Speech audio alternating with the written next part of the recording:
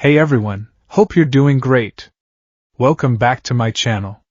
In today's video, we'll dive into what if Deku was recruited by the Teen Titans after escaping Ye. Smash that subscribe button, and be sure to peek at the description below. Let's begin. The rain over Kamino Ward wasn't cleansing.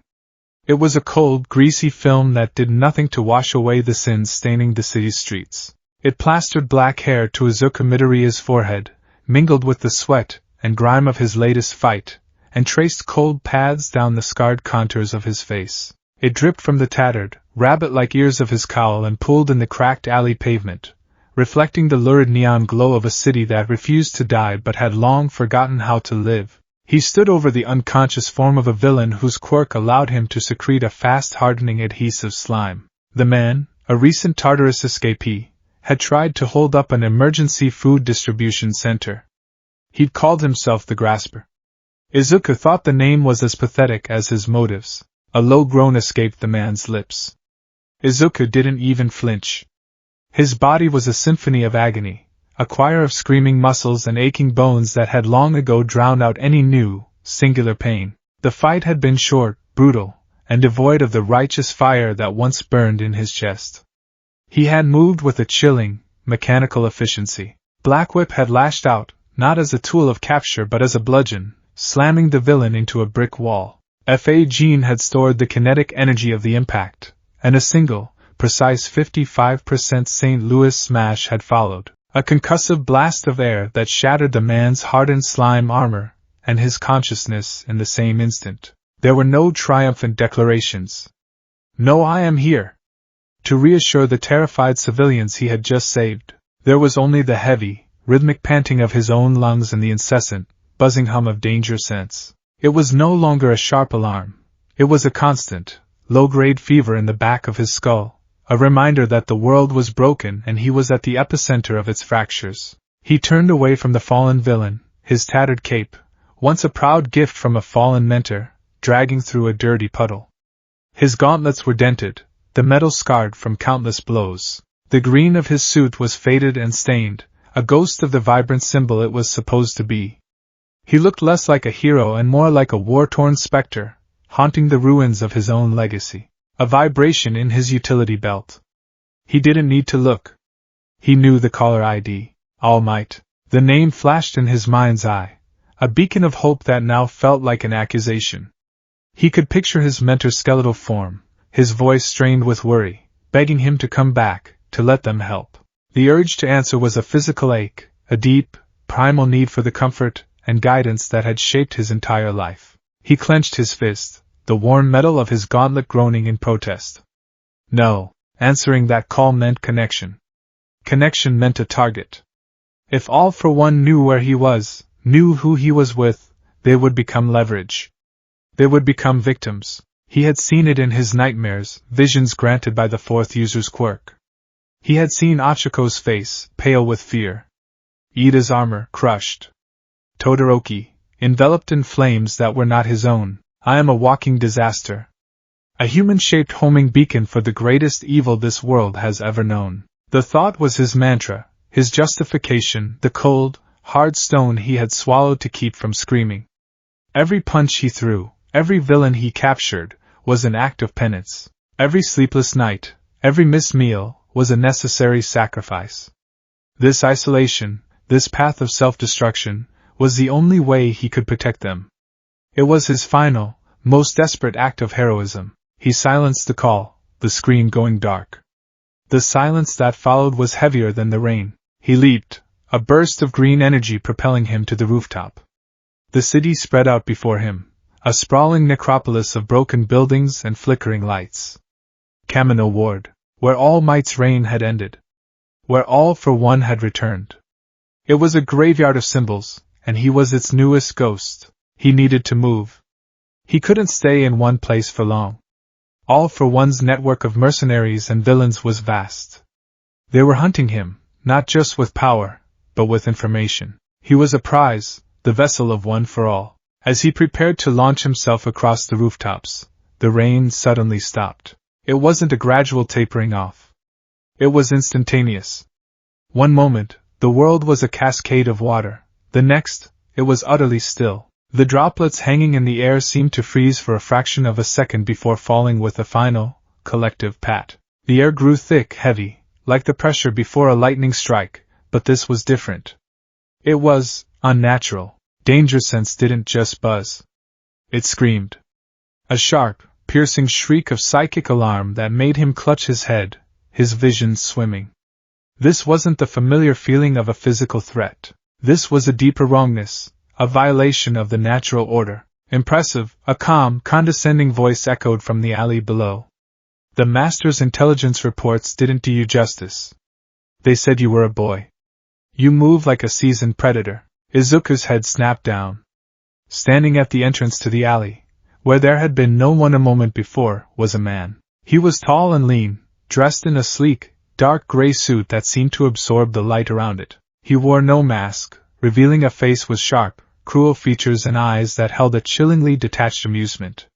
But it wasn't the man himself that held Izuku's attention. It was the air around him. It shimmered and warped, like heat haze over asphalt, but instead of being transparent, it was tinted with a sickly, oily purple. Who are you?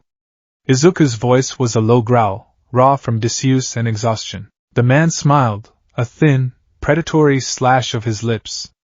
You can call me Warpgate. A specialist, you might say. And you are my quarry.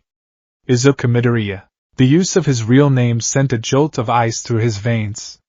Most of all, for one's grunts knew him only as Deku. This was different. This was precise. The Master has grown tired of this little game of hide-and-seek, Warpgate continued, taking a casual step forward. The space he occupied seemed to fold in on itself for a moment before snapping back into place. He's decided to change the rules. He doesn't want you dead. Not yet. Your quirk is too valuable. But your presence here, your stubborn, pointless heroism? It's an inconvenience. Izuku's stance lowered, green lightning beginning to crackle around his body. The voices of the previous one for all users whispered in his mind, a chorus of caution and concern. Be careful, Ninth, said Nana Shimura's gentle voice. His quirk, it's not just teleportation. It's tearing space. He's a scalpel, not a sledgehammer, the second user added, his tone sharp and analytical. Don't let him touch you. Warpgate raised a hand, and the air in front of it rippled. A shimmering, fractured oval of purple energy appeared, looking like a shattered mirror floating in midair. The Master's orders are simple, he said, his voice echoing slightly as if coming from multiple places at once. Remove the pawn from the board. Banish the symbol. Make you gone. With a flick of his wrist, the portal shot forward. Izuku reacted on pure instinct, a burst of energy from his legs launching him sideways. The portal zipped past where he'd been, and he watched in horror as it sliced cleanly through the corner of a concrete building, the section of wall vanishing without a sound, leaving behind a perfectly smooth, cauterized edge. Another portal opened directly beneath his feet. He twisted in midair, firing a controlled blast of air force from his fingers to propel himself upwards. Black whip erupted from his arms, anchoring him to a nearby rooftop and yanking him clear just as the vortex closed. He landed in a crouch, his heart hammering against his ribs. This wasn't a fight about power. It was about positioning. About survival. Resourceful, Warpgate noted with academic curiosity. He began to walk forward, portals blooming and vanishing around him with every step, allowing him to cover vast distances in an instant. He appeared on the rooftop opposite Izuku. But you're running on fumes, aren't you? I can see it. The hollows under your eyes. The tremor in your hands. You're a dying star, pretending you can still light up the sky. The taunt hit its mark. He was exhausted. Every muscle fiber screamed for rest. But he couldn't stop. He wouldn't. I won't let you take me, Izuku snarled, pushing more power into his limbs. 60%. The green lightning intensified, whipping around him like a storm. I don't have to take you, Warpgate corrected him, a dozen small, razor-sharp portals opening in the air around him. I just have to touch you. The portals shot forward like a swarm of angry wasps. Izuku became a whirlwind of motion. He used float to hang in the air, black whip tendrils sprouting from his back, batting away the spatial distortions like flies. Each one that made contact with a whip caused the black tendril to sever, vanishing into nothingness. He was losing ground, being forced back, herded. Warpgate was toying with him, analyzing his movements, his quirks. He wasn't trying to land a decisive blow. He was trying to wear him down, to force an error. And in his current state, an error was inevitable. Another large portal opened to his left. He dodged right, only to find another one opening directly in his path. It was a trap. He was caught. In his mind, he saw it again. The faces of his friends. The image of All Might, giving him a thumbs up, his smile a fragile, precious thing. The memory of his mother weeping, telling him to come home. If I'm gone, they'll be safe. The thought was insidious, a whisper of despair. For a single, fleeting moment, he considered letting it happen. Let himself be banished. The hunt would be over. They would be safe. No! The voice of the second user roared in his head, sharp and commanding. To be banished is to lose. All for one wins. Your power is lost. That is not an option. The fire, the one he thought had been extinguished, roared back to life in his chest. A desperate, defiant inferno.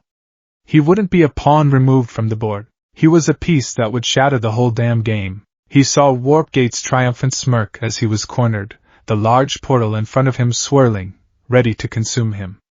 The villain was confident, assured of his victory. He had underestimated the core of Izuku Midoriya.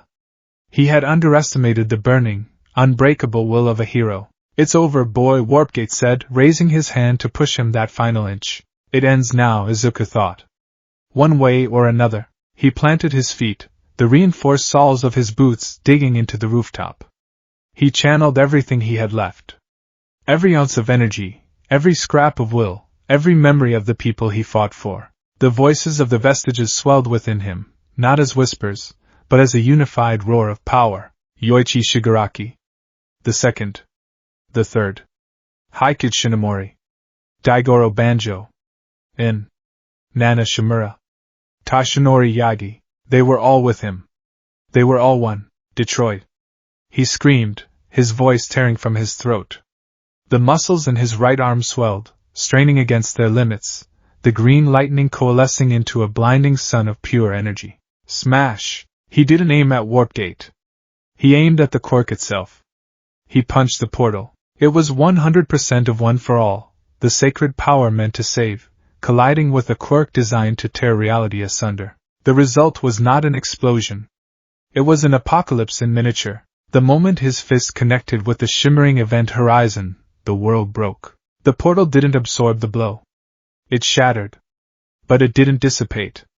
The raw, untamable energy of One for All acted as a catalyst, overloading the spatial quirk beyond its creator's control. The fractured pieces of the portal didn't vanish. They began to multiply, to connect, creating a chaotic, expanding vortex of fractured space-time. The sickly purple energy was shot through with the furious green lightning of Izuku's power. Warpgate's eyes went wide with sheer terror. "What have you done?" he shrieked, his composure shattering. His own quirk, now a wild, untamed beast, began to pull him apart. He was ripped into pieces and scattered into the vortex, his screams swallowed by the silent, ravenous maw of his own creation. Izuku felt a pull, a gravitational force beyond anything in physics. It wasn't just pulling his body, it was pulling his very essence. The rooftop beneath him disintegrated, sucked into the vortex. The sky above twisted into a kaleidoscope of impossible colors. The sound was a deafening roar and an absolute silence all at once. The voices of the vestiges were screaming in his head, distorted and stretched. Ninth. Hang on. The power. It's unraveling. He felt a searing pain as if his soul was being flayed from his bones. His vision was a maelstrom of images, too fast to comprehend. He saw the past, a younger version of himself crying in front of a computer screen, All Might on a rooftop, offering him a chance. The entrance exam, the USJ, stain, muscular, overhaul, gentle criminal, the war. Then, the images changed. They became alien. He saw a city of impossible, gleaming towers under a yellow sun, a red and blue figure swinging between them on gossamer threads. He saw a gothic, rain-swept metropolis, a dark knight standing sentinel on a gargoyle, his cape like the wings of a vengeful god. He saw an island of warrior women, bathed in golden light, and one among them wielding a lasso that glowed with the pure, untarnished light of truth. He was seeing other worlds, other realities. The vortex wasn't just a hole in his space. It was a tunnel through all spaces. The pull intensified. His consciousness, already frayed, began to shred. He felt the vestiges fading, their voices becoming distant echoes. His last coherent thought was not of heroes or villains, not of quirks or battles. It was of his mother's cooking. The warm, comforting smell of katsudan. "I'm sorry, Mom." And then, the light, the color, the sound, the pain, it all snapped to black. The night over Jump City was clear and cool. The moon, a perfect silver disk, hung in a sky undimmed by the smog that choked so many other metropolises. Below, the city was a vibrant tapestry of light and life, a testament to a brighter, more optimistic future. In the center of the bay, a T-shaped tower stood as a silent guardian, a beacon of hope for its citizens. Inside Titan's tower, the peace was about to be shattered. Whoa! Victor Stone, known to the world as Cyborg, jolted in his chair in the main operations room. A dozen alarms blared at once, flashing red across the panoramic monitor. "We got a major energy spike in the bay. And I mean major." Beast Boy, currently in the form of a green cat napping on the sofa, was startled into his human form, tumbling to the floor with a yelp. "Dude! Was that the taco alarm? Please tell me it's the taco alarm." "Not unless your tacos are capable of generating several gigawatts of unidentifiable energy," Cyborg replied, his fingers flying across a holographic keyboard. The data streams were nonsensical. The energy signature didn't match any known technology, metahuman power, or alien radiation in their extensive database. The origin point is, well, it's nowhere. It just appeared. Mid-air, about 200 feet above the water. From the shadows of the room, a calm, authoritative voice cut through the noise. "What's the nature of the event?" Robin, the team's leader, stepped into the light, his expression already set in a grim, analytical mask. He moved with a practiced economy of motion, his eyes scanning the data on the main screen. "It's like a miniature black hole spontaneously opened and closed in less than a second," Cyborg reported, his brow furrowed. "But the residual energy is off the charts. And there was a kinetic impact. Something came through. Is it a threat?" Starfire floated into the room, her green eyes wide with concern, her hands clasped before her. Her alien physiology was sensitive to atmospheric disturbances, and she could feel a strange, painful echo in the air. Before anyone could answer, a fifth voice, quiet and monotone, spoke from the corner. "There's pain." All eyes turned to Raven. She was hovering cross-legged a few inches off the floor, her hands resting on her knees. Her hood cast her face in deep shadow, but her voice was laced with a palpable sense of disturbance. "I can feel it," she elaborated, her voice barely a whisper. "A deep, soul-crushing agony. And grief. So much grief. It's loud." That settled it. This wasn't a random cosmic event. "Titans, move out!" Robin commanded, his tone leaving no room for argument. The journey to the impact site was short. The T-sub broke the surface of the bay, its powerful floodlights cutting through the dark water. The energy readings led them to a spot less than a mile from the tower. The water was unnaturally turbulent, steam rising from its surface as if something superheated had plunged into it. "There," Cyborg said, pointing his scanner. "Life signs are faint, but they're there. He's, or it is, sinking." With a whir of mechanics, a retrieval claw extended from the T-sub, diving into the churning water. A moment later, it rose, cradling a small, limp form. They brought it aboard the sub's rear platform, the bay doors hissing shut behind them. The team gathered around, their expressions a mixture of confusion, caution, and awe. What lay before them was a boy, probably no older than 17. He was dressed in the most bizarre costume they had ever seen. It was a dark green jumpsuit, torn and scorched in dozens of places, with strange metal braces on his arms and legs. A tattered cowl with long, rabbit-like ears was pushed back, revealing a mess of dark green-black hair. His face, boyish yet etched with a weariness that belonged to a man 3 times his age, was a latticework of old and new scars. He was catastrophically injured. His right arm was bent at an unnatural angle, the bone clearly shattered. His legs looked just as bad. Faint wisps of green, bioluminescent energy, like miniature lightning bolts, crackled and sparked erratically across his skin, fading in and out of existence. "Glorb," Beast Boy muttered, his usual humor absent. "What happened to him?" "His entire cellular structure is in flux," Cyborg reported, his optical scanner glowing red as it analyzed the boy. "I'm reading massive trauma, multiple fractures, severe energy depletion, but there's something else. A biological power source I can't quantify. It's trying to heal him, but it's running on empty." Raven took a half step back, her hands clenched. The psychic noise was overwhelming. It was a cacophony of pain, guilt, and a terrifying, bone-deep resolve. But beneath that, fainter, were other presences, whispers. Ghosts of immense power, all tethered to this one broken child. It made the demonic energy within her recoil in unease. The boy stirred, a pained groan escaping his lips. His eyes, a vibrant, shocking green, fluttered open for a second, unfocused and delirious. He whispered, the word a rasp of pure anguish. "Gomen nasai." "I'm sorry." He was speaking Japanese. "Minna." "Everyone." He lapsed back into unconsciousness, his breathing shallow. Starfire floated closer, her expression one of profound pity. "He is just a child who fell out of the sky in a flash of impossible energy," Robin countered, though his voice lacked its usual hard edge. He knelt, his gloved fingers hovering just above the boy's strange costume, his detective's mind racing, trying to piece together a puzzle with no reference points. The technology, the energy signature, the sheer power evident in the boy's injuries, it was all alien. More alien than Starfire.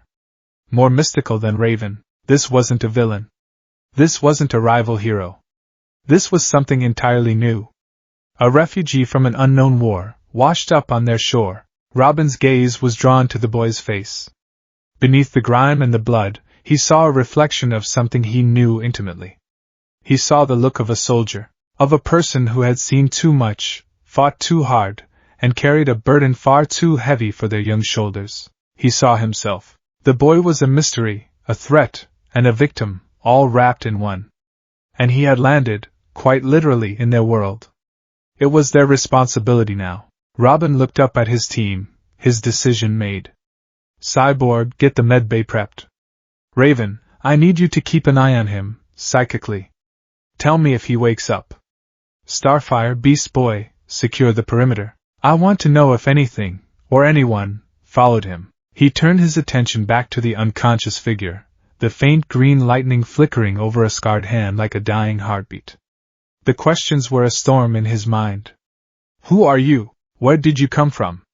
And what kind of hell were you running from? He cautiously reached out, his gloved hand resting on the boy's shoulder, a silent promise of help in a world that was no longer his own. The end of the road for one had become the beginning of a new, uncertain path for them all. The med bay in Titan's Tower was a sanctuary of sterile white and calming blue light, a place where impossible wounds were mended by impossible science. It was Victor Stone's domain, a fusion of cutting-edge medicine and custom cybernetics that he understood as well as the flesh and blood parts of his own body. Right now, however, his sanctuary felt more like the site of a baffling scientific paradox. On the central diagnostic bed lay the boy from the bay.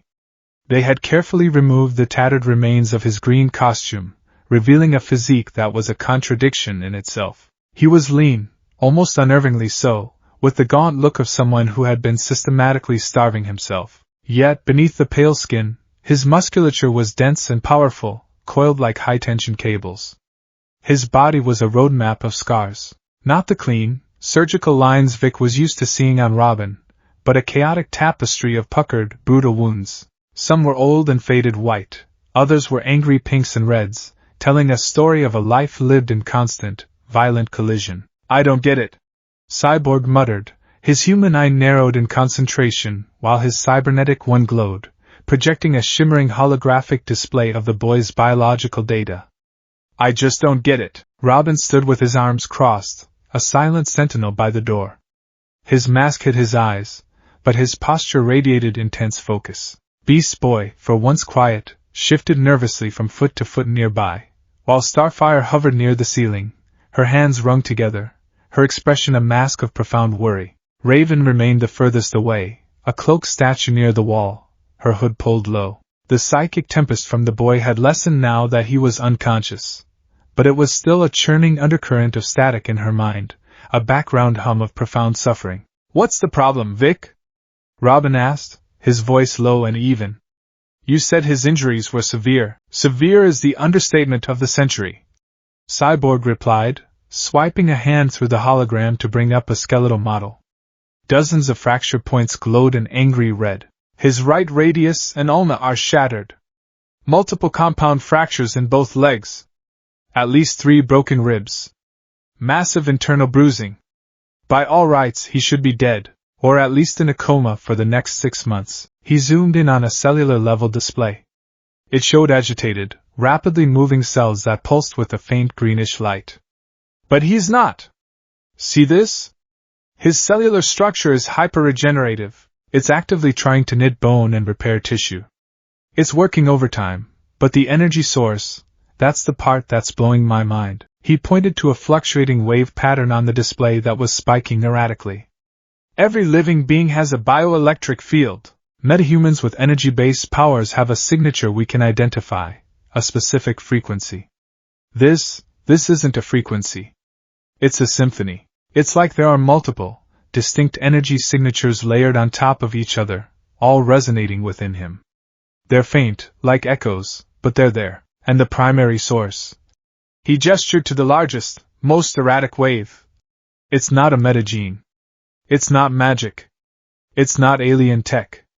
It's something else, a biological power plant operating on principles of physics I can't even begin to model. It's trying to heal him, but it's nearly depleted. He's running on empty. So he will be all right? Starfire asked, her voice filled with hope. If he rests, maybe, Cyborg said, sighing in frustration. The problem is, I can't treat him effectively without knowing what he is. Standard sedatives might react badly with his unique biology. I can set the bones, but if his own power tries to heal them wrong, it could be catastrophic. All I can do is stabilize him and let his own body do the work. As if on cue, the primary energy wave on the monitor surged violently. The faint green lightning that had been dormant began to crackle around the boy's limbs, and his vitals, which had been dangerously low but stable, suddenly spiked. Raven's head snapped up. He's waking up. Her warning came a second too late. Pain was the first sensation. A deep, grinding, all-encompassing agony that felt like his bones were being turned to dust inside his skin. It was a familiar pain, the price of using one for all beyond his limits, but it was sharper this time, more absolute. The second sensation was wrongness. A shrill, high-pitched scream echoed in the back of his mind. Danger sense. It wasn't the familiar thrum of a villain nearby. This was a piercing, disorienting shriek of pure, undiluted threat. The air was wrong. The smells were wrong, acrid, antiseptic, sterile. The light filtering through his eyelids was wrong, too bright, too clinical. Izukamiteria's eyes snapped open. His vision swam. White walls. Blue lights. Gleaming chrome. He was on a bed, a soft, strange material beneath him. Wires were attached to his chest. And 4 was taped to his uninjured left arm. He tried to sit up, and a fresh wave of blinding pain shot through him, making him cry out, a raw, strangled sound. Shapes moved around him. Figures. 4, no, 5 of them. They were speaking a language he didn't recognize, a melodic but sharp tongue that was utterly alien to his ears. Panic, cold and sharp, cut through the fog of pain. This wasn't a hospital in Japan. This wasn't a hero agency. Where was he? Who were these people? Were they villains? Had All for One's plan worked? Was this his prison? They're watching me. Assessing me. The paranoid thoughts of his vigilante phase came flooding back, his only defense mechanism. The tallest figure, a giant of metal and flesh, took a step closer, its voice a low rumble. A red light glowed where one of its eyes should be. A cyborg. An enemy. A smaller, wiry figure in a domino mask and a costume of red, green, and yellow stood firm, his posture radiating authority. The leader. He looks like a fighter. A girl with vibrant pink hair and glowing green eyes floated near the ceiling. She looked worried, but her very presence was unnatural. An alien? Another quirk? A small, green-skinned boy stared at him with wide, fearful eyes. A transformation quirk. And in the corner, shrouded in shadow and a deep purple cloak, was a girl who made danger sense flare with a unique intensity. It wasn't the feeling of an impending physical blow. It was a deeper, more profound sense of dread, a feeling of immense, ancient power held barely in check. Darkness. I feel darkness. He had to get out. Now. He pushed past the agony, his hero's spirit overriding his body's protests. He ripped the floor from his arm and threw his legs over the side of the bed, hissing as shattered bones grated against each other. Green lightning, weak and sputtering, flared around him. He tried to summon Black Whip, to pull himself away, but only a few pathetic, smoky tendrils emerged from his fingers before dissipating. One for All was drained, his body too broken to act as a proper conduit. "Whoa, hey, take it easy," the cyborg said, holding up his hands in a universal gesture of peace. Izuku didn't understand the words, only the movement. It was a threat. He braced himself on his one good arm, ready to fight, to tear his way out, even if it killed him. He was a cornered animal, and he would bite. "Stand down," the masked one commanded, his voice sharp. He took a step forward, his hand moving towards his utility belt. That was all the trigger Izuku needed. With a desperate roar, he tried to activate One for All full cowling. For a split second, the power answered. A surge of green energy flooded his system, but his broken body couldn't handle it. The pain was immediate and blinding. It felt like his veins were on fire, his bones cracking anew. He collapsed, crying out as he hit the cold floor, his vision blurring with tears of pure agony. The world tilted and went dark at the edges. The boy's desperate, pain-filled cry echoed in the sterile room. He lay on the floor, gasping, his body trembling violently. The brief, failed power surge had left him even paler than before. "Friend, please!" Starfire cried, floating down to the floor. She knelt a few feet away, her hands outstretched, her face a portrait of distress. "We are of the helping. We mean you no harm." The boy flinched away from her voice, scrambling backward with his good arm and legs until his back hit the base of the medical bed. His chest was heaving, his vibrant green eyes wide with a mixture of terror and fierce defiance. He was trapped, injured, and surrounded, yet he still looked ready to fight to his last breath. Robin held up a hand, stopping the others. He analyzed the scene with cold precision. The boy was terrified. His aggression was born of fear, not malice. He was a soldier, waking up behind enemy lines. Robin knew that mindset all too well. "He doesn't understand us," Robin stated, his voice calm. "The language is a barrier. We're only making it worse. Maybe he understands pictures?" Beast Boy piped up. He morphed into a small, green kitten and gave a friendly meow. The boy's eyes just narrowed, his gaze flicking from the green cat to the others, his expression hardening. He clearly wasn't impressed. His world had people who could do stranger things. This was just another unknown variable in a hostile equation. "That is not the helping, Beast Boy," Starfire said gently, before turning her attention back to the boy. Her brow furrowed in concentration. "On my world we have a way. We can learn a language through physical contact. If he will allow me," ignoring Robin's cautionary. "Starfire, wait." She floated slowly toward the frightened boy. She moved with a gentle grace, her hands held open and non-threateningly. "Please," she said softly, her alien language flowing like music. "Let me understand." Izuku watched her approach, his heart hammering in his chest. This floating girl, she was getting too close. He didn't know her quirk. He didn't know her intentions. All he knew was his own curse. His presence endangered people. Getting close to him was a death sentence. He had seen Sir Night-Eye die. He had seen what the war did to his friends. His isolation was their shield. As her hand, glowing with a soft, warm light, reached for his shoulder, a primal fear took over. It wasn't the fear of being hurt, but the fear of causing hurt. "Don't touch me," He thought, the words a silent scream in his mind. He flinched away with a violence that surprised everyone, slapping her hand away and scrambling further into the corner, a guttural, panicked noise escaping his throat. He clutched his own shoulders, his body shaking uncontrollably. Starfire froze, her hand tingling from the contact. She pulled it back, looking at it not in pain, but in shock. For the briefest moment she had made contact, she hadn't felt the syntax of a language. She had felt a tidal wave. An ocean of raw, unfiltered emotion, fear, guilt, grief, and a loneliness so profound it felt like a physical void. It was so overwhelming, so powerful, that it had short-circuited her attempt to learn his language. Her expression crumpled, not with offense, but with a wave of empathy so strong it brought tears to her eyes. "He is so afraid," she whispered, her voice trembling. "Not of us. He is afraid of himself." Robin's eyes narrowed behind his mask. Starfire's observation shifted his entire perspective. This wasn't just a scared soldier. This was a traumatized one, carrying a heavy psychological burden. It was Raven who finally spoke, her voice a low, chilling monotone that cut through the tension. "It's more than fear." Everyone turned to her. She hadn't moved from her spot in the corner, but her hands were now clenched at her sides, her knuckles white. "I can feel them," she said, her voice strained.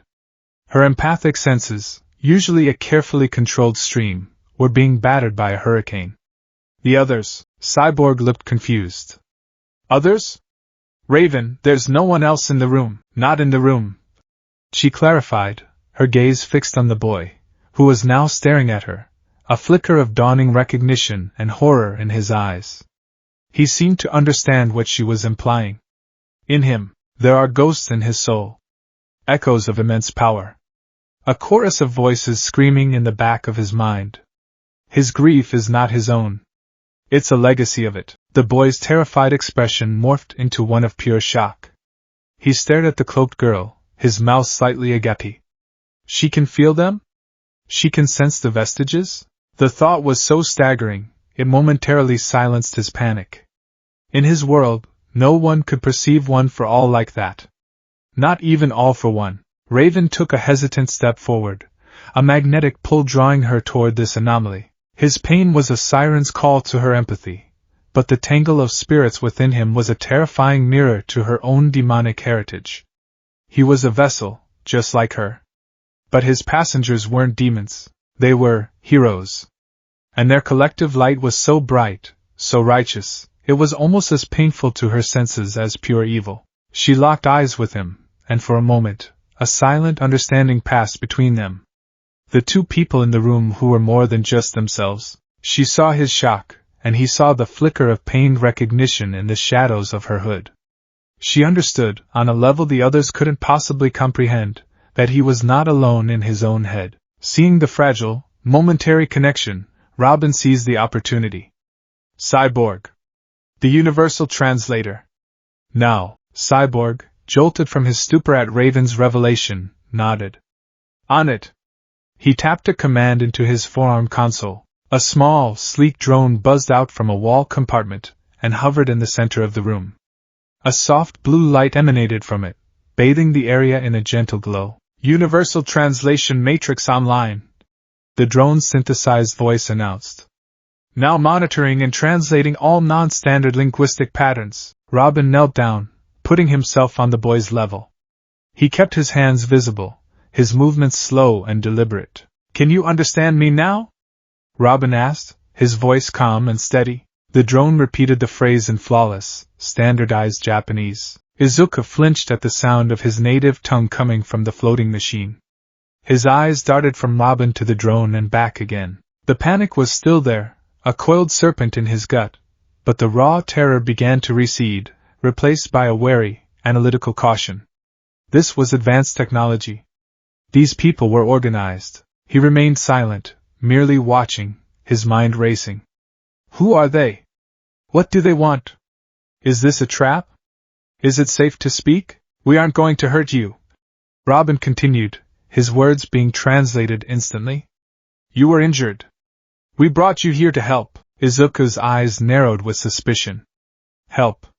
He'd heard that word before. It was often a prelude to manipulation, to being used. He had to be careful. Giving them any information could be a mistake. Where am I? Izuku's voice was a hoarse whisper, his throat dry. The drone translated it into English. You're in Titan's Tower, Robin replied. In Jump City. Izuku's blood ran cold. Titan's Tower? Jump City? He had never heard of these places. He scoured his memory, his encyclopedic knowledge of Japan's geography. Nothing. The names meant nothing. This wasn't just a different city. This was somewhere else. That chaotic, reality-tearing vortex, it hadn't just moved him. It had. No. It can't be. The scope of his displacement was a terrifying, mind-numbing possibility he couldn't yet accept. I need to leave, Izuku said, his voice gaining a hard edge of desperation. He tried to push himself up again, ignoring the grinding of his bones. You're in no condition to go anywhere, Robin stated firmly. You'll die if you try to walk out that door. Look at you. Izuku glanced down at his own broken body. The leader was right. He was useless like this. Trapped. He gritted his teeth in frustration, slumping back against the bed. He was at their mercy. Who are you? Izuku asked, his gaze sweeping over the assembled group. Robin gestured to himself. My name is Robin. I'm the leader of this team. We're the Teen Titans. We protect this city from anyone who tries to harm it. The drone translated the name. Teen Titans. It sounded like a hero team. But he couldn't be sure. In his world, even some pro-heroes were corrupt. Trust was a luxury he could no longer afford. Why did you bring me here? He pressed. Because you fell out of the sky in a blast of energy that nearly blacked out the entire bay. Cyborg interjected, his voice a rumbling baritone. People who do that tend to be our business. We need to know who you are, where you came from, and if you're a threat. A threat. The word hung in the air. He looked at his own trembling hands. Yes, he thought with a surge of bitter self-loathing. I am a threat. Just not to you. He fell silent, his mind a fortress. He couldn't tell them about One for All. He couldn't tell them about All for One. He couldn't tell them anything. Information was a weapon, and he was disarmed. Robin saw the walls go up in the boy's eyes, the stubborn, defiant clench of his jaw. Interrogation wasn't going to work. Not like this. He needed to change tactics. He saw the desperation in the boy's eyes, the exhaustion. He saw a kid who was at the end of his rope. Listen to me, Robin said, his tone softening slightly, shifting from interrogator to negotiator. I can see you're in trouble. I don't know what you're running from, but I know you can't do it like this. You're hurt, you're alone, and you're in a place you don't recognize. He leaned forward, making sure he had the boy's full attention. So here's the deal, he said, laying out the terms with unshakable logic. You stay here. In the tower. You let us help you. Let your body heal. We won't force you to do anything. We won't treat you like a prisoner. You'll be a guest. He paused, letting the offer sink in. In return, he continued, his voice firm again. When you're healed, you tell us the truth. Who you are. What that power you have is. And what kind of trouble you're in. We help you, you help us understand. That's the arrangement. Do we have a deal? Izuku stared at Robin, processing the proposition. It was a truce. A temporary cessation of hostilities. It was logical. It was fair. He was too injured to survive on his own. He knew nothing about this world. Refusing their help would be suicide. Accepting it meant potentially leading his new pursuer, whoever that might be, right to them. But as he looked at the faces around him, the cyborg's grudging concern, the green boy's curiosity, the floating girl's overwhelming compassion, the cloaked girl's unnerving understanding, and the leader's stern but sincere gaze, he saw something he hadn't seen in a long, long time. He saw a team. A functioning, cohesive unit. A family. It was a painful reminder of everything he had just lost. And a sliver of something he desperately needed. Survival first.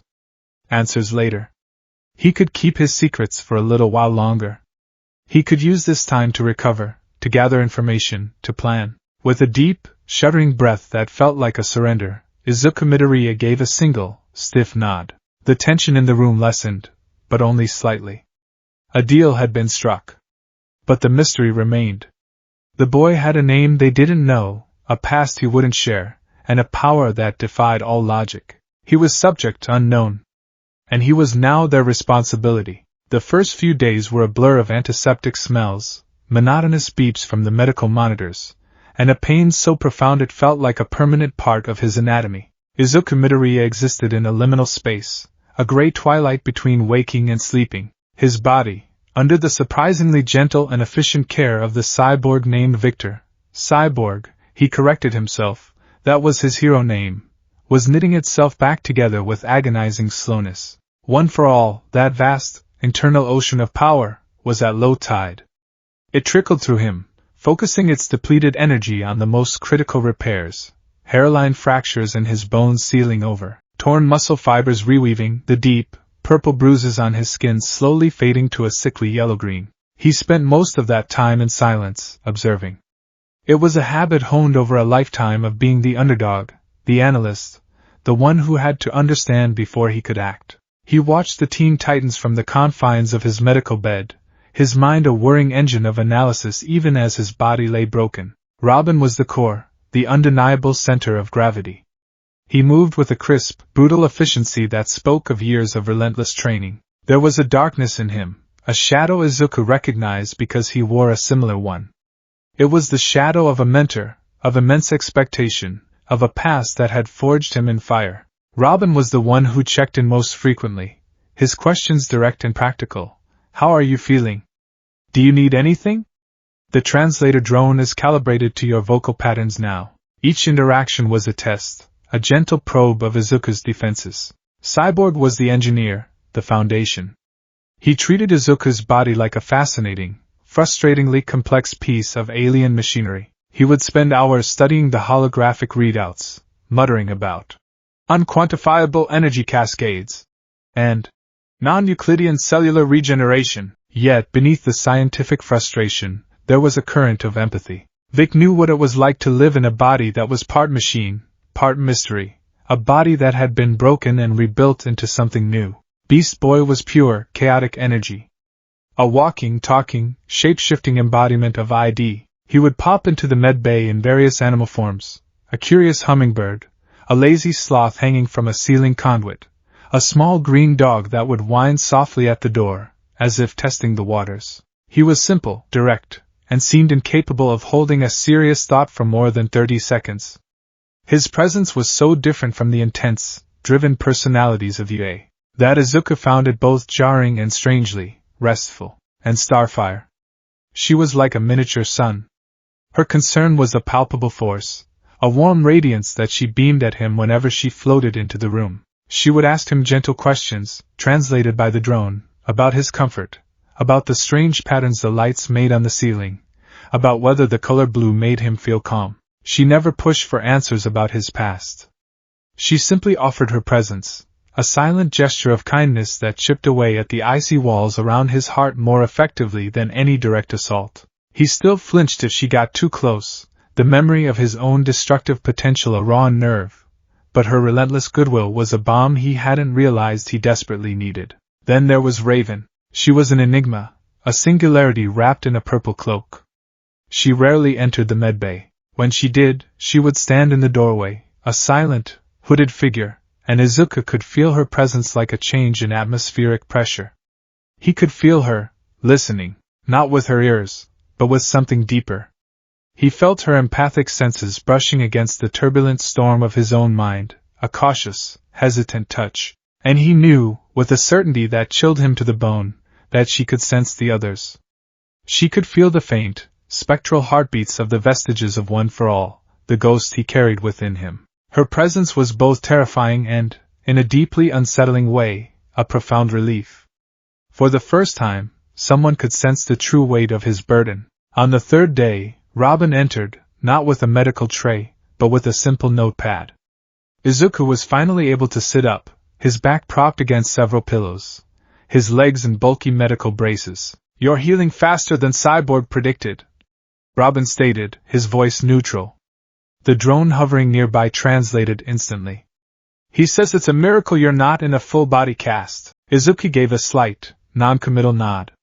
He knew it was OFA, working its slow, silent magic. We can't keep calling you the patient or the guy from the bay in our reports, Robin said, getting straight to the point.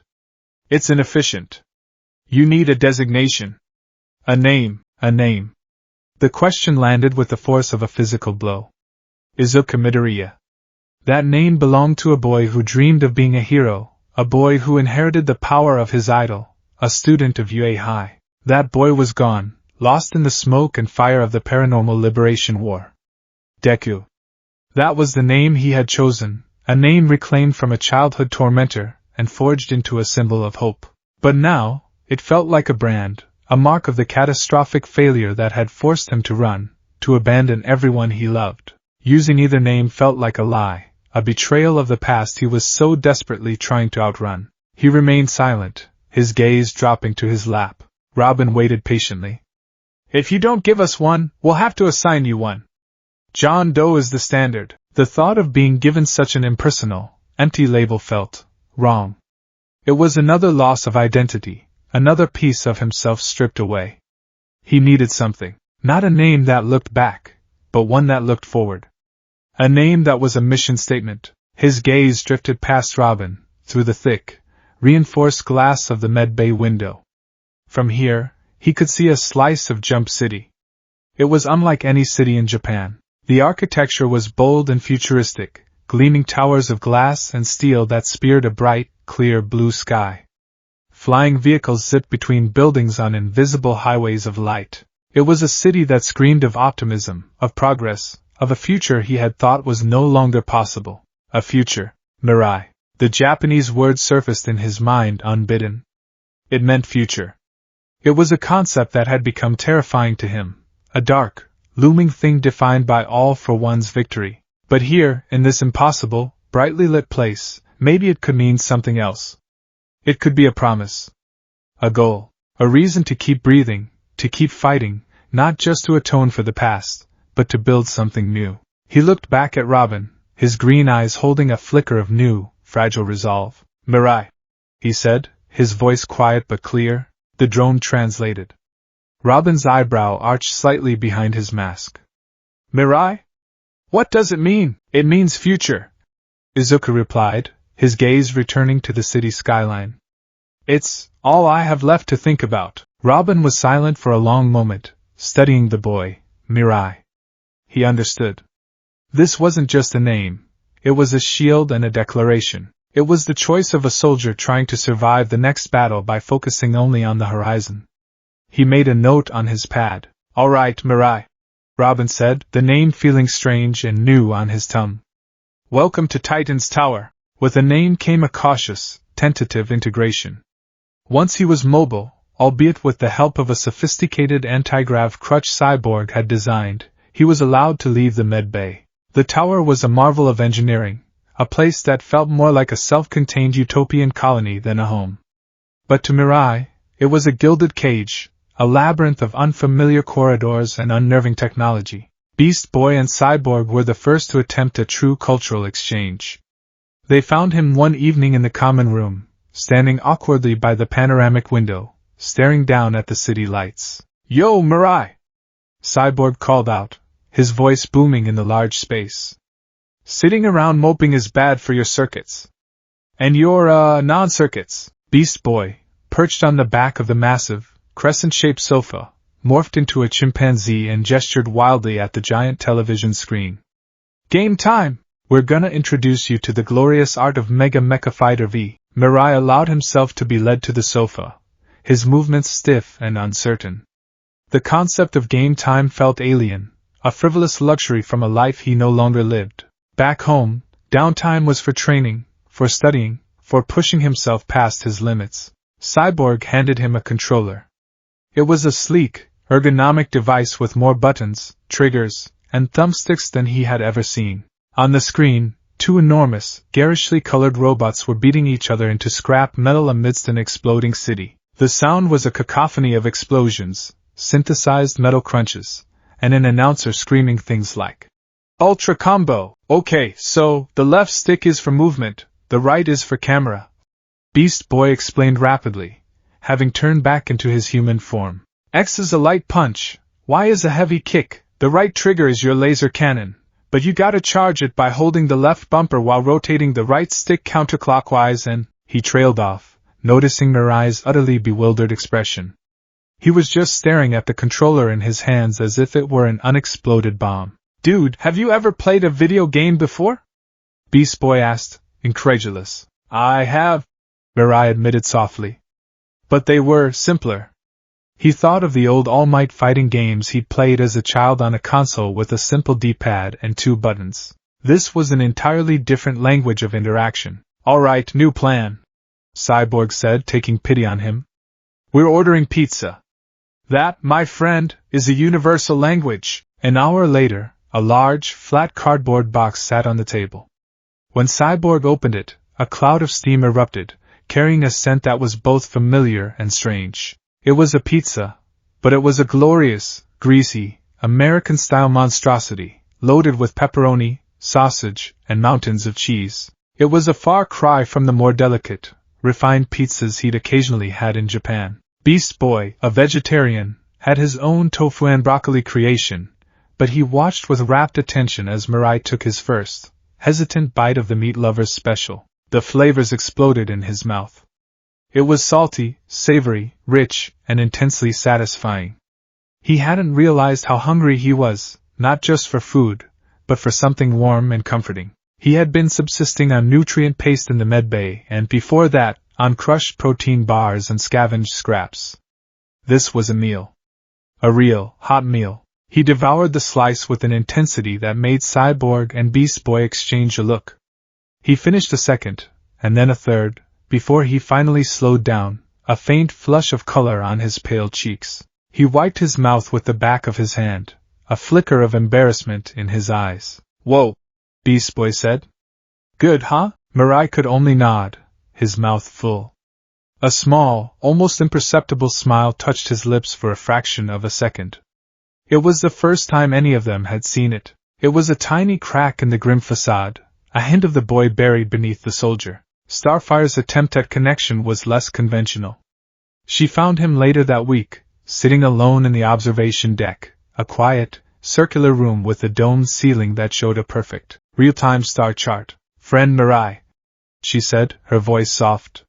She floated toward him, holding a small, trembling bowl.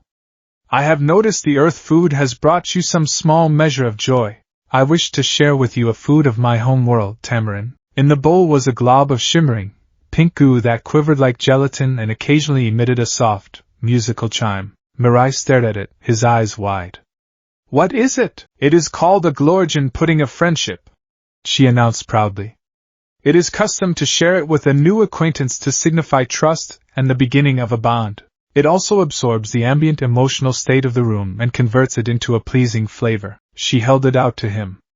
Please, partake. He looked from the quivering, chiming goo to her wide, earnest green eyes. Refusing felt impossible. It would be like kicking a puppy. With a deep breath, he took the small spoon she offered and scooped up a tiny amount. The texture was bizarre, both slimy and effervescent.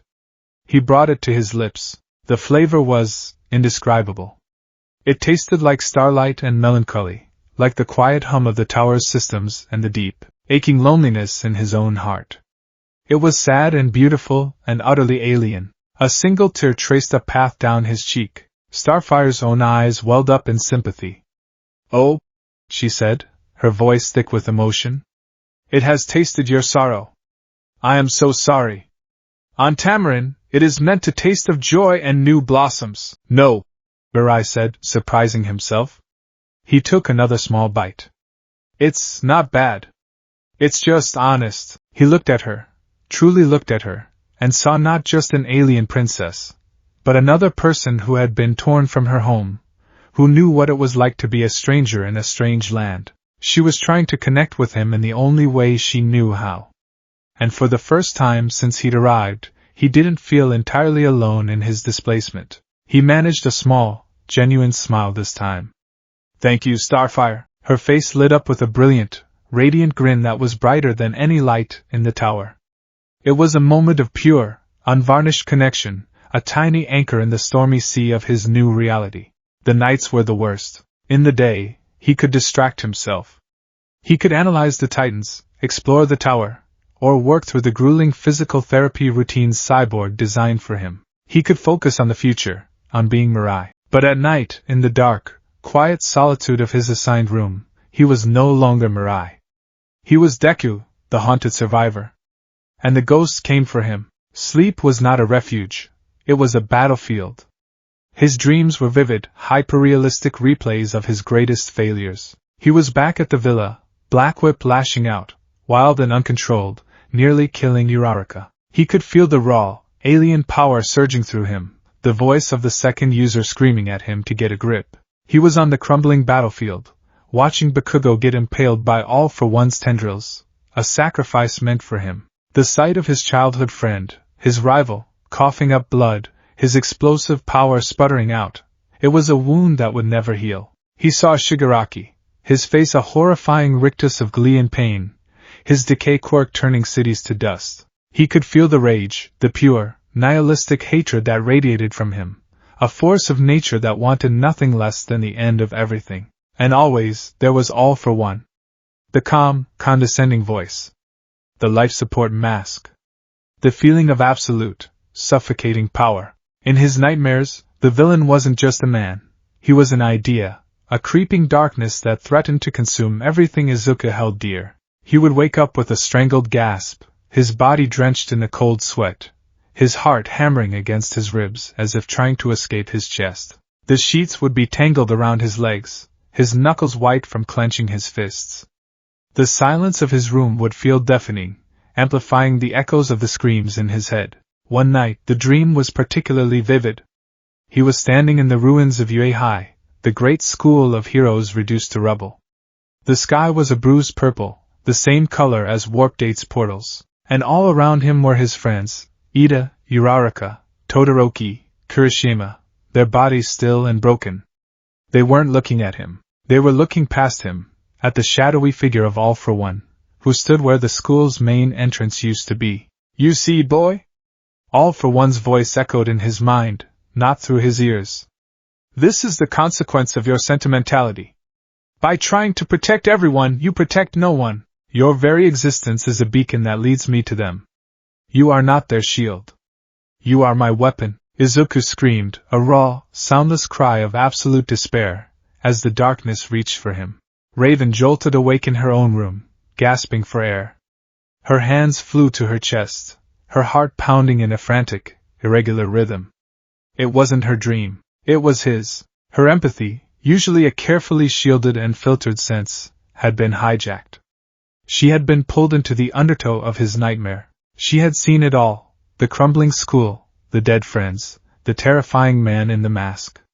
She had felt the crushing, suffocating guilt, the despair so absolute it was a physical weight. It had poured into her, a flood of black, toxic emotion that left her shaking and nauseated. She had felt pain before.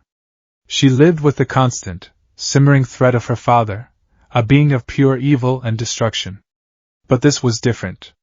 Trigon's evil was a hungry abyss. This boy's pain was the pain of a fallen star, the grief of a hero who believed he had failed utterly. It was a righteous sorrow, and in many ways, that was even more disturbing. And the ghosts, tonight, they had been clearer than ever. In the dream, as the boy despaired, she had felt them surging around him, not as threats, but as a desperate, protective barrier. A woman wreathed in smoke. A man with black, whip-like energy tendrils. A stern figure radiating pure kinetic force. They were a legion of spirits bound to his soul, their collective was the source of his incredible power. She couldn't ignore this anymore. This wasn't just a traumatized boy. He was a psychic nexus, a powder keg of emotional and spiritual energy that could destabilize the entire tower if it blew. She had to understand. She had to confront him. She slid from her bed, her bare feet silent on the cold metal floor. Pulling her cloak around her, she let her own power guide her, her senses homing in on the raging emotional bonfire that was Mirai. She found him on the rooftop observation deck. The force fields were up, protecting the area from the wind, but the night air was still cold. He was standing at the edge, his back to her, leaning heavily on the railing. He was still in his sleep clothes, his body silhouetted against the glittering expanse of Jump City. He was trembling, his shoulders shaking with silent, racking sobs. She approached without a sound, her cloak whispering behind her. She stopped a few feet away. "Your dreams are loud," she said, her voice a quiet monotone that still made him jolt as if struck by lightning. He spun around, his eyes wide and panicked, glistening with unshed tears. He wiped at them furiously with the back of his hand, his defensive walls slamming back into place. I couldn't sleep." "Don't lie to me," Raven said, her voice devoid of accusation, stating it as a simple fact. "I heard you. I saw it. The ruined school. The man in the mask." Mirai froze, his blood running cold. His breath hitched in his throat. "How? My powers are empathic. I feel what others feel," she explained, her expression unreadable in the deep shadow of her hood. "Your grief is so strong, it bleeds through the walls. It's like a constant scream that only I can hear." She paused, taking a deliberate step closer. "But it's not just your grief, is it? There are others with you. In your head. I felt them tonight, trying to comfort you." "What are you?" This was it. The question he had been dreading. He looked at her, at this strange, dark girl who saw the deepest, most hidden parts of him, and he felt a wave of hopeless exhaustion. He was so tired of hiding, of carrying this burden completely alone. He looked away, his gaze falling upon his own scarred hands. "It's my quirk," he began, the word feeling foreign in this new world. The drone, which had followed him discreetly, remained silent, as Raven had commanded it. She didn't need a translator. She was reading his intent, the meaning behind his words, directly from his emotional state. "A quirk?" she repeated, the word unfamiliar. "A power," he clarified. "In my world, almost everyone is born with one. It's called One for All." He finally looked at her, his eyes filled with a pain so deep it made her own demonic heart ache. "It's not my power alone. It's a torch. It's passed down from one person to the next, growing stronger with each generation. It's a sacred trust." He gestured vaguely at his own chest. "When the torch is passed, a piece of the previous user, their will, their spirit, it leaves an echo behind. A vestige." Raven's visible eye widened slightly. So they were spirits. Ghosts of heroes past, fused to his soul. "I'm the 9th user," he continued, his voice cracking. "All of their power, all of their will, is inside me. And there is a man, a villain named All for One, who has hunted every single one of them. He can steal quirks, and he wants this one more than any other. He wants to corrupt it, to twist it into a symbol of despair. He started a war to get to me. Everyone I know, everyone I love, they became a target because of me. So I ran. I left them all behind to keep them safe." He choked on a sob, finally letting the full weight of his confession pour out. "But it didn't work. He sent someone after me, and I ended up here. I don't know if my friends are safe. I don't know if my world is even still there. All I know is that I'm a monster that leads a greater monster to everything it touches." He slumped against the railing, his head in his hands, the facade of Mirai completely shattered, leaving only the broken, grieving boy named Izuku. Raven was silent for a long time, absorbing the sheer scale of his confession. A legacy of heroes. A generational war. A burden that would crush a normal person. She looked at this trembling boy and saw not a monster, but a martyr. She drifted closer until she was standing beside him at the railing. She didn't touch him. She didn't offer empty platitudes. She simply stood with him, a shared presence in the vast, lonely night. "You carry ghosts?" she said softly, her voice resonating with a new, profound understanding. "I carry a demon. My father, he is a being of pure destruction. His power is a part of me. Every day is a fight to keep it from consuming me, from turning me into him." Izuku looked up, his tear-filled eyes meeting her calm, violet ones. He saw it then. The same struggle. The same internal war. Her burden was of darkness, his of a light so bright it burned. But they were both vessels, fighting to remain themselves against the overwhelming power they contained. "You're not a monster, Mirai," she said, using his chosen name with intention. "You're a cage. And your bars are stronger than you think." In the cold night air, under the silent gaze of a billion alien stars, a fragile, unspoken bond was forged. He was still trapped. He was still haunted, but for the first time since he had been torn from his world, he wasn't entirely alone in the dark. One of the Titans understood the nature of the ghosts within. The alarm was a jarring, discordant shriek that ripped through the morning calm of Titan's tower. It was a sound Izuku, Mirai, had come to dread in the weeks following his arrival. It was the sound of impending violence, a herald of the chaos he had tried so desperately to leave behind. He was in the common room, attempting to follow along with the gentle, guided meditation exercise Raven had suggested. He wasn't very good at it. Quieting his mind was like trying to calm a hurricane with a whisper. But he was trying. "What we got, Sai?" Robin's voice cut through the air, sharp and immediate, as he vaulted over the back of the sofa, landing in a perfect crouch before the main console. Cyborg was already there, his fingers a blur across the holographic interface. "It's Cinderblock," he announced, his tone laced with weary annoyance. "Decided he wants to redecorate downtown Jump City, currently using the First National Bank as a discus." On the main screen, a live news feed showed the villain in question.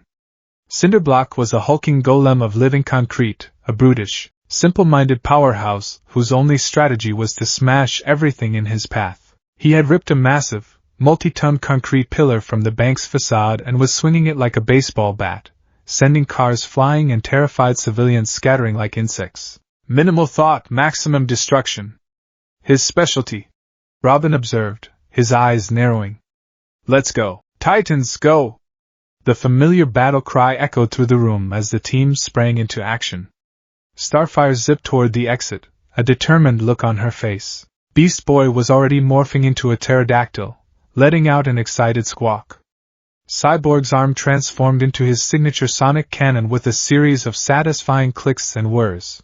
Mirai shot to his feet, his half-repaired body thrumming with a phantom limb memory of battle. The months of his solo vigilante crusade had conditioned him to react to this kind of stimulus with immediate, overwhelming force. His muscles tensed, green lightning beginning to flicker subconsciously at his fingertips.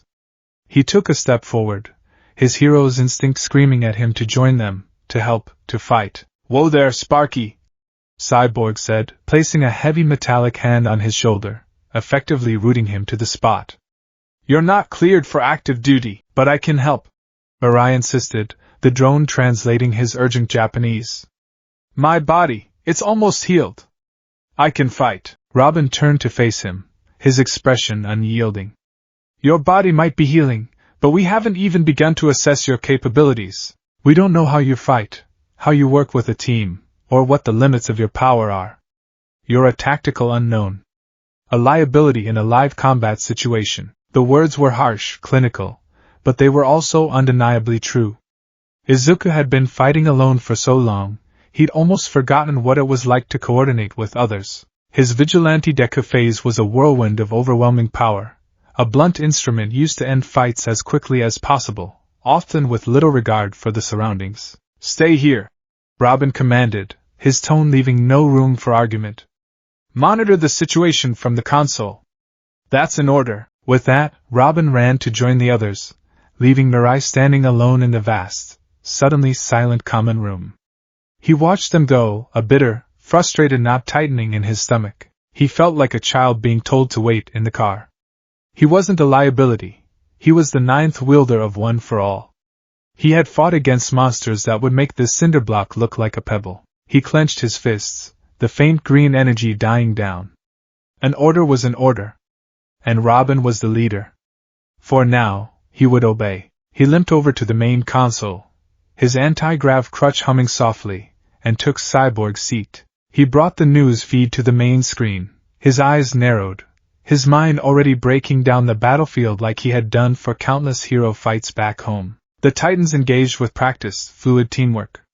It was like watching a perfectly choreographed dance of destruction. Robin was a blur of acrobatic motion, using his grappling hook to swing around Cinderblock's clumsy attacks, planting explosive discs on the villain's joints. Beast Boy, now a massive, green T-Rex, charged in, his powerful jaws snapping at the concrete giant's legs, trying to throw him off balance. Cyborg provided heavy fire support from a distance, blasts from his sonic cannon chipping away at Cinderblock's rocky hide.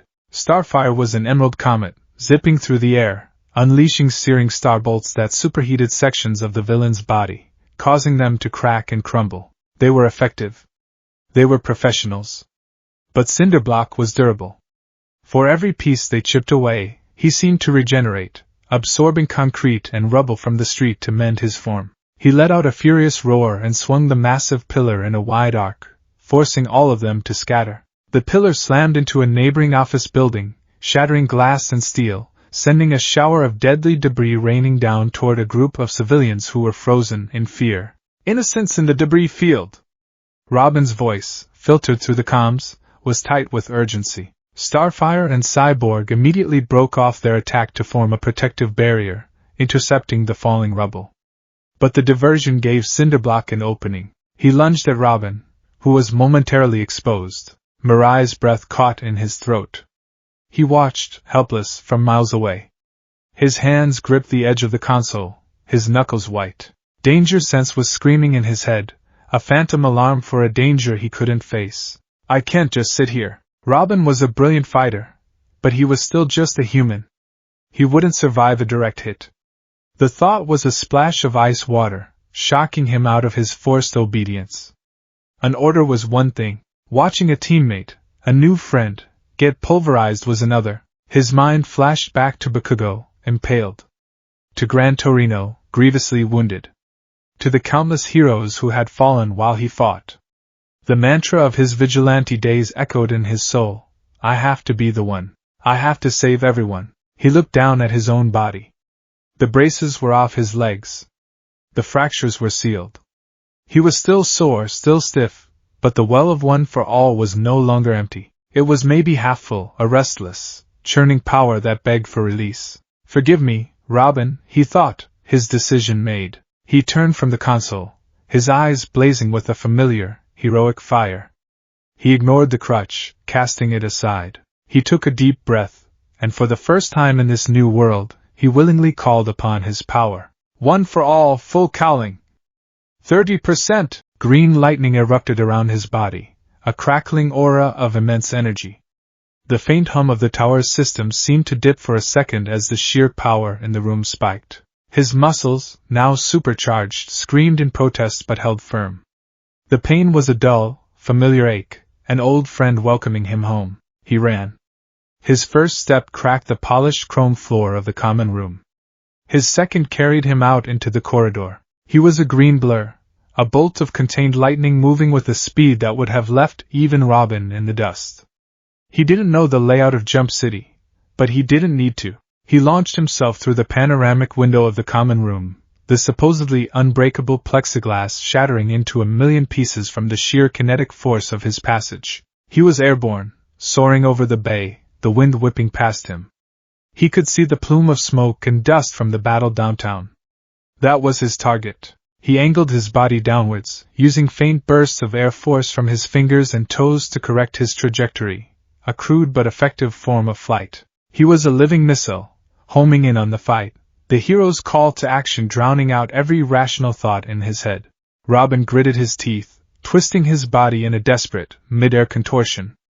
Cinderblock's massive stone fist was descending like a meteor, casting a shadow of doom over him. He had thrown a cryodisc at the villain's face, momentarily blinding him, but the punch was still coming, too fast and too powerful to fully evade. He braced for impact, knowing this was going to hurt. A lot. Suddenly, a streak of brilliant green light slammed into the street between him and Cinderblock. The impact was cataclysmic. Boom! The asphalt buckled and shattered, a shockwave of force erupting outwards, kicking up a massive cloud of dust and debris. The street itself cratered, a spider web of cracks spreading out from the epicenter. The sheer concussive blast was enough to halt Cinderblock's punch in mid-swing, staggering the concrete behemoth several steps backward as if he'd been hit by a freight train. Robin was thrown back by the pressure wave, landing roughly but unharmed, his mind reeling. What was that? Cyborg's voice crackled over the calms. As the dust began to settle, a figure was revealed, kneeling in the center of the newly formed crater. He was small compared to Cinderblock, but the power radiating from him was immense. Green lightning danced and crackled across his form. He slowly rose to his full height, his tattered, makeshift costume, a simple gray tracksuit he'd been given in the tower, already singed from the atmospheric entry of his flight. He pushed back the hood of his sweatshirt, revealing a determined, grim face and eyes that blazed with emerald fire. Mirai! Starfire gasped in astonishment. I told him to stay put. Robin snarled, a mixture of anger and disbelief coloring his tone. Mirai didn't look at them. His entire focus was locked on Cinderblock. The villain, having shaken off his initial confusion, let out a furious roar and charged, his heavy footsteps shaking the ground. Be careful! Cyborg yelled. His hide is too thick to break with brute force alone. Mirai ignored the warning. He had faced Nomu with shock absorption that dwarfed this creature's durability. He saw Cinderblock not as a complex opponent, but as a simple obstacle to be removed. He dropped into a low stance. Black, energy-like tendrils erupted from his back and arms. They weren't the thick, powerful whips he could manifest at full strength, but they were more than enough. He was no longer just Deku, the brawler. He was Deku, the master of multiple quirks. Black Whip shot out, not at Cinderblock himself, but at the surrounding environment. Tendrils wrapped around lampposts, fire hydrants, and the exposed steel girders of the damaged bank. He had learned from his battle with Lady Nagant. He wasn't just anchoring himself, he was creating a complex, three-dimensional web, turning the entire street into his personal slingshot. Cinderblock lumbered into the web, his simple mind unable to process the sudden change in terrain. He tripped, stumbling forward.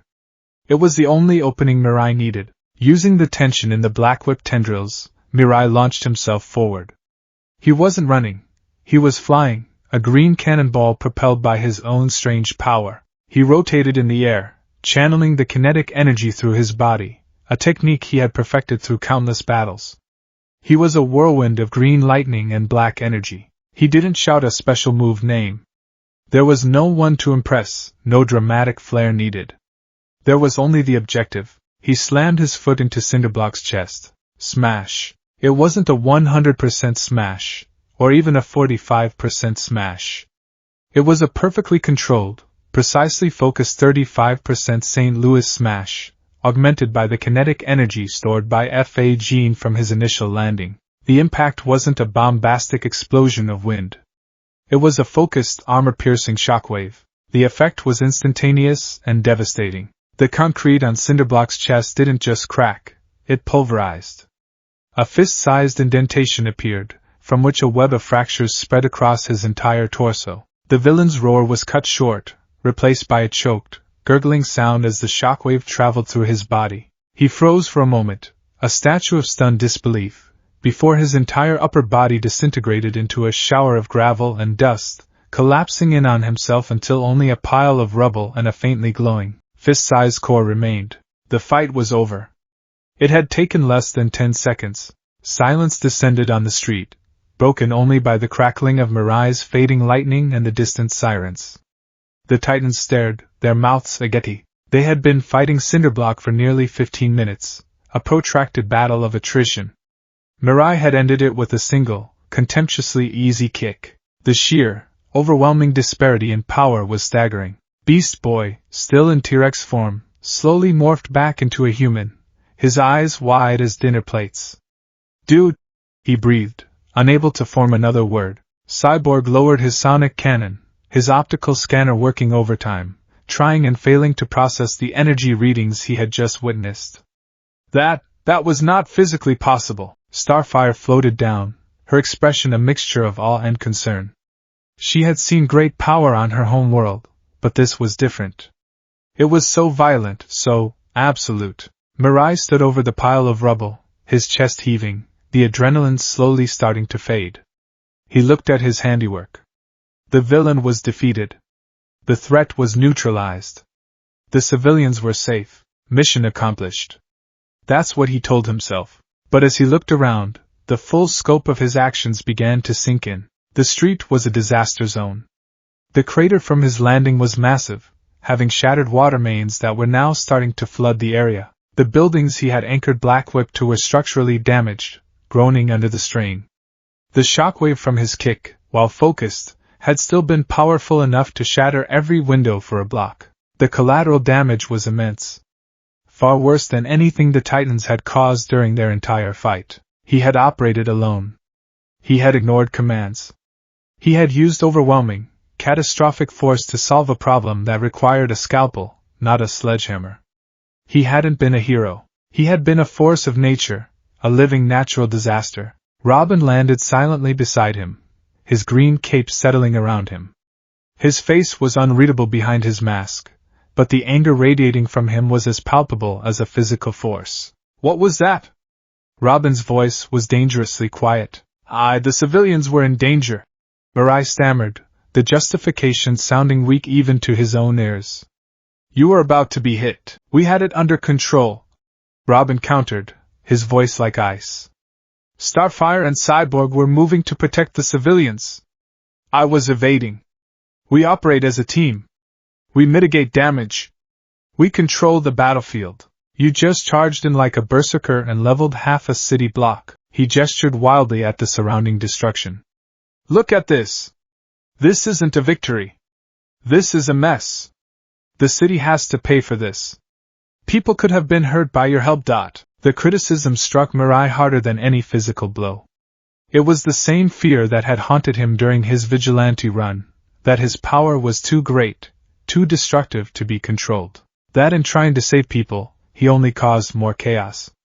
Robin's words were a perfect echo of his own deepest insecurities.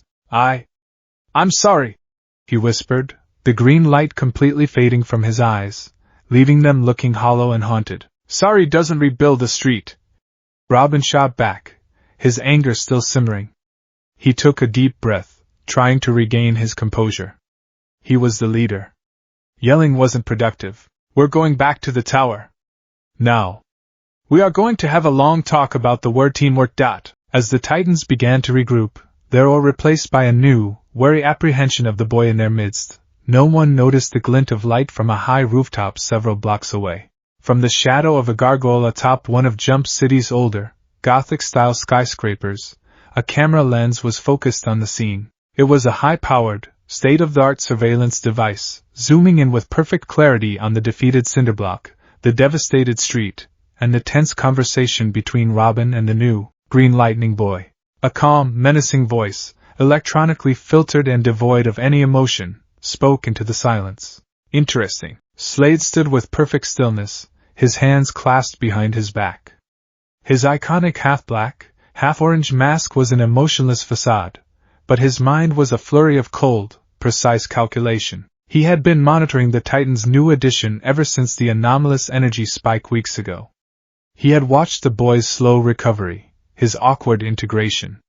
He had been patient. Today, his patience had been rewarded. He replayed the footage on a small holographic projector built into his gauntlet, watching the boy, Mirai, in action.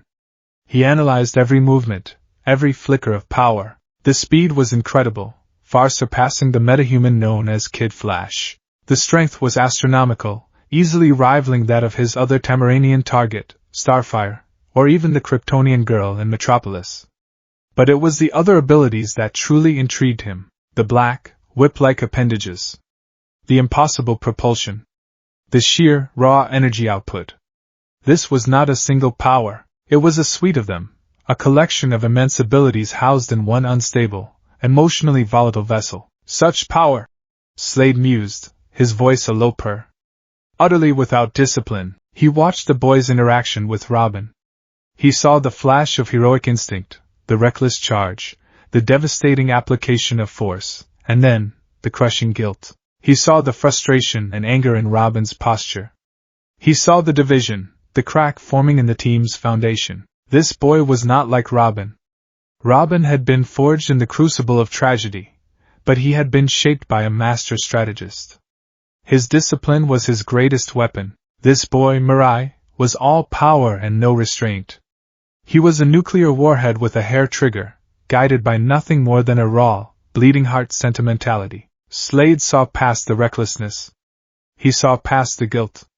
He saw the core of the boy, a deep-seated trauma, a messiah complex of staggering proportions, and a desperate, aching need for control over a power that terrified him. It was the same raw material he had seen in Robin. The same potential he had sought to cultivate in Tara. A powerful, emotionally compromised youth, desperate for guidance, for a purpose, for someone to show them how to wield their immense gifts without breaking themselves or the world around them. He is not a hero, Slade concluded, a ghost of a smile touching his lips beneath the mask. He is a weapon waiting for a master. The Titans saw a problem to be managed. A loose cannon to be contained. Slade saw an opportunity. He would not make the same mistakes he made with Robin. He wouldn't use force, not at first. He wouldn't use threats against his new friends. That would only solidify their bond. No, the approach for this one had to be different. It had to be insidious. He would use the boy's own guilt against him. He would orchestrate scenarios that highlighted his lack of control, that amplified his capacity for destruction. He would isolate him, not physically, but psychologically.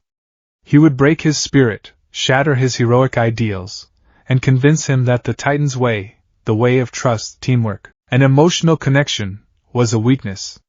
A flaw that would always lead to chaos and failure. And when the boy was at his lowest, broken and desperate for a solution, Slade would present himself. Not as a conqueror, but as a mentor. As the only one who truly understood his burden. The only one who could teach him the ruthless discipline required to truly control his power, to impose order, to truly save everyone. He would not take an apprentice by force. He would have Mirai beg to become one. Slade deactivated the camera. The plan was forming in his mind, a beautiful, intricate web of psychological warfare. This boy, this Mirai, was the key. With a power like that under his control, his ambitions for Jump City, and beyond, would be unstoppable. He turned and melted back into the shadows of the rooftop, leaving no trace he had ever been there. The hunt had begun. The place where Slade Wilson planned the future was a study in brutalist minimalism. It was a cavern, not of stone, but of reinforced steel and muted, shadow-swallowing gray. There were no windows. The only light came from the cold, clinical glow of a dozen holographic monitors, each one a silent, flickering testament to his obsession with information and control. The air was cool and sterile, smelling faintly of ozone and polished metal. This was not a home. It was a command center, a war room, the brain of a predator. Slade stood before the central monitor, a massive, wall-sized screen that currently displayed a freeze frame of his new subject. It was a high-resolution image captured moments after the boy, Mirai, had disintegrated Cinderblock. The green lightning had faded, but the raw power still seemed to cling to his form. His face was a mask of shock and dawning horror as he surveyed the destruction he had wrought. Slade stared at the image, his one visible eye narrowed in intense, analytical focus. For hours he had been dissecting the data. Every frame of the battle, every energy reading his long-range sensors had managed to capture, every word of the tense conversation with Robin had been catalogued, cross-referenced, and analyzed. Intriguing, he said again, the word echoing softly in the sterile silence. He had used the word before, but now it was imbued with a deeper meaning. The boy was more than just a curiosity. He was a paradigm shift. He gestured with a gloved hand, and a new set of data scrolled across a secondary monitor. Energy signatures. He had run the boy's unique bioluminescent output through every known database he possessed. It didn't match any metagene registered by Cadmus or SDR Labs. It wasn't the chaotic, wild energy of magic. He had cross-referenced it with the mystical signatures of the witch, Jinx, and the demon, Trigon, Raven's father. No correlation. It wasn't the energy of a Tamaranian, a Charnian, or even a Kryptonian. He had access to stolen data from one of Lex Luthor's many failed projects that confirmed as much. The energy was biological in origin, yet it behaved like a quantum event. The sudden appearance in the bay, the sheer output during the Cinderblock fight. It was as if the boy was a walking, breathing violation of the law of conservation of energy. He didn't just wield power, he was power. Slade brought up another set of footage, this one from a microdrone he had positioned near the tower. It showed Mirai's initial arrival, broken and unconscious. He compared the boy's physique then to his current state. The healing rate was astonishing. Cellular regeneration that bordered on miraculous.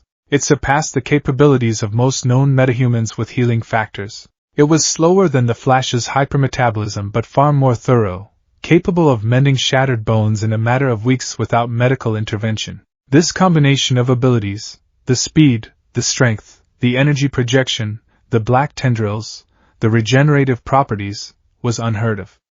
It wasn't a single, coherent power set. It was a collection, an arsenal. It suggested the power wasn't a natural part of the boy, but something acquired. Something housed within him. This conclusion led Slade down a new analytical path. He dismissed the raw data for a moment and focused on the psychological. Power was meaningless without a mind to wield it, and the mind of Mirai was, to Slade, an open, beautifully flawed book. He created a new file on his central monitor, the title blinking into existence in stark, white letters, Psychological Profile, Mirai. He began to dictate, his voice a calm, even monotone as his observations became concrete data points. Subject exhibits classic symptoms of post-traumatic stress disorder, exacerbated by a severe messiah complex. Source of trauma is currently unknown, but its severity is profound. Note the hypervigilance, the initial aggression upon waking in the tower, the recurring nightmares. He had his bugs in the tower's ventilation systems. He had heard the boy's tormented cries in the night. The messiah complex is the primary psychological driver, Slade continued. He displays a compulsive, self-destructive need to place himself between any perceived threat and any potential victim. This is not rooted in arrogance, but in a deeply ingrained sense of guilt. He fights not with the confidence of a hero, but with the desperation of a penitent. Every battle is an act of atonement. He replayed the footage of the cinderblock fight again, this time with audio enhancement focused on Mirai's breathing, his muttered words. He noted the way the boy ignored Cyborg's warning, the single-minded focus on the enemy, the complete disregard for tactical coordination. He has been conditioned to operate alone. This suggests a period of isolation prior to his arrival. The catalyst for this isolation was likely a traumatic event where he perceived his presence as being directly harmful to his allies. He has adopted a philosophy of self-sacrifice, believing his separation from loved ones is a form of protection. This is a critical vulnerability. He equates connection with danger. Slade paused, a flicker of something almost like professional respect in his eye. This guilt is his defining characteristic. Robin sees it as a flaw to be corrected. The other Titans see it as a wound to be healed. They are fools. They see a problem. I see a tool. Guilt, Slade knew, was the most potent of all psychological levers. It was a self-imposed prison. A man consumed by guilt would do anything for a chance at redemption. He would accept any penance, follow any leader who promised absolution. He switched to the footage of the aftermath. Robin's angry lecture. He watched Mirai's reaction closely. The boy didn't become defensive. He didn't argue. He crumpled. His shoulders slumped, his powerful aura vanished, leaving a hollowed-out teenager, ashamed and defeated. He accepted the blame instantly and completely. He craves discipline, Slade murmured. He is consciously aware of his lack of control and despises himself for it. The destructive potential of his own power is his greatest fear. Robin's criticism, while intended to be corrective, only reinforces the subject's negative self-perception. The Titan's approach, emotional support, friendship, teamwork, is antithetical to the boy's core belief that he is a danger to those he cares about. They are trying to cure him with the very thing he believes to be the poison. A plan began to crystallize in Slade's mind. It was not a simple plan of attack, but a multi-stage psychological operation. A campaign to win not a city, but a mind. Phase 1, Observation and Analysis. Complete. Phase 2, Destabilization. He couldn't just attack the Titans. A direct assault would unify them, forcing Mirai to choose a side, and his heroic instincts, however flawed, would bind him to them. No, the attacks had to be more subtle. They had to be designed not to defeat the Titans, but to specifically target and exacerbate Mirai's weaknesses. The scenarios must be engineered to force an impossible choice. Slade dictated, his fingers moving to a new holographic interface, sketching out a map of Jump City. Situations where his power is the only viable solution, but where its application will inevitably cause significant collateral damage, crises that require overwhelming force, thereby validating his methods while simultaneously deepening his guilt. He began to access his network of assets. He had spies and informants in every corner of the city's underworld. He had mercenaries on retainer. He had access to stolen technology and black market weaponry. Objective 1, a multi-front crisis.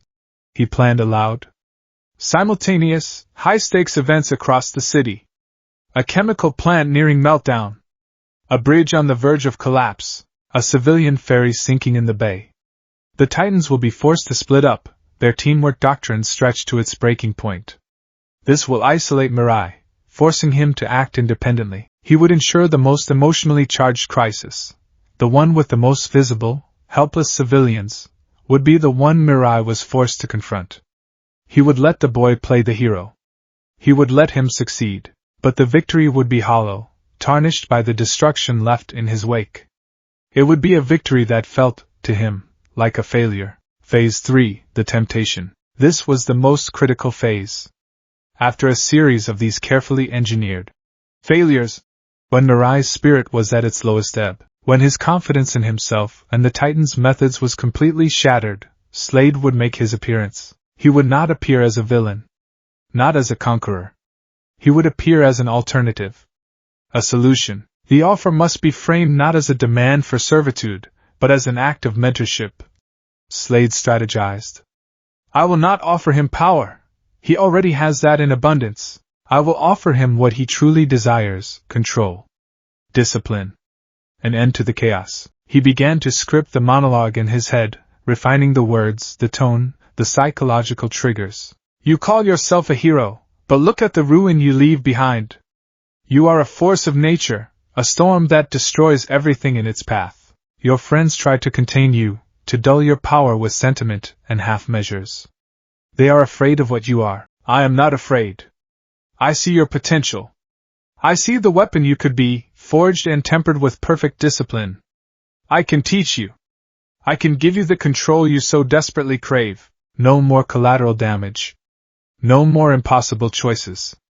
No more guilt. With me, you will learn to wield your power as a scalpel, not a sledgehammer. You will impose order. You will bring true safety. He would present a clear, binary choice. The Titan's way, a path of chaotic, sentimental heroism that always ends in destruction and regret. Or Slade's way, a path of detached, disciplined control that leads to absolute, unquestionable victory. He would make his path seem like the only logical, responsible choice for someone with so much power. He will see me not as his master. Slade finished, a deep, chilling satisfaction in his voice. He will see me as his savior. Phase 4, reconditioning. Once Mirai accepted, the true work would begin. The boy's heroic instincts were a cancer that had to be excised. Slade would deconstruct his morality piece by piece. He would train him relentlessly, pushing his body and his power to their absolute limits. But the physical training would be secondary to the mental reconditioning. He would be taught that emotion is a weakness. That attachment is a liability. That mercy is a strategic error. He would learn to see people not as individuals to be saved, a concept that caused him so much pain, but as assets and liabilities on a strategic map. He would learn to quantify acceptable losses. Slade would strip away the very essence of Deku and Mirai, leaving only a perfectly honed, living weapon, loyal only to his master's will. An apprentice who would not fail him as Robin had. An apprentice who would not betray him as Terra had. With Mirai's power under his command, everything would change. The Titans would be a triviality. Jump City would be his. And from there, the world. The boy who had fallen from another world would be the key to conquering this one. Slade let the holographic screens fade to black, plunging the room into near-total darkness. Only his single, malevolent eye seemed to glow in the gloom. The plan was perfect. It was intricate, patient, and ruthless. It preyed on the noblest parts of his target, his desire to save, his guilt over failing, his fear of his own strength, and twisted them into tools for his corruption. He had built a cage for a hero, and he would convince the hero to walk into it himself. All he had to do now was set the stage. He turned to a smaller console and opened a secure communication channel. "It's time!" Slade's voice echoed in the dark. "Activate the assets. We have a city to break." From his shadowed perch, he was more than a villain, more than a mercenary. He was a master psychologist, an architect of despair. And he had just found the perfect apprentice. The prospect was exhilarating.